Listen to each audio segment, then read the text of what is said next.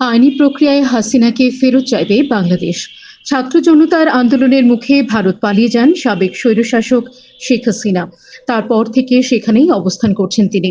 বিভিন্ন মহল থেকে হাসিনাকে ফেরানোর জন্য বলা হলেও এখন পর্যন্ত ভারতের পক্ষ থেকে কোনো বার্তা পাওয়া যায়নি। এবার বিষয়টি নিয়ে ভয়েস অফ আমেরিকার সঙ্গে কথা বলেছেন অন্তর্বর্তী সরকারের প্রধান উপদেষ্টা ডক্টর মোহাম্মদ ইউনূস। শুক্রবার জাতিসংঘে সাধারণ পরিষদে ভাষণ দেওয়া শেষে যুক্তরাষ্ট্রের নিউ ইয়র্কে ভয়েস অফ আমেরিকা বাংলাকে দেয়া এক একান্ত সাক্ষাৎকার দেন তিনি।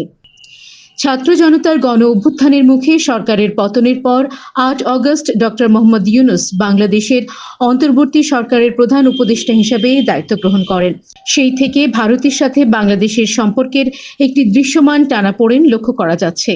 বর্তমানে ভারতে অবস্থানরত গণ অভ্যুত্থানে ক্ষমতাচ্যুত শেখ হাসিনাকে বাংলাদেশের প্রত্যর্পণ প্রসঙ্গে ইউনূস জানান, এটি একটি আইনগত বিষয় এবং আইনি প্রক্রিয়া অনুসরণ করে বাংলাদেশ শেখ হাসিনাকে ফেরত চাইবে।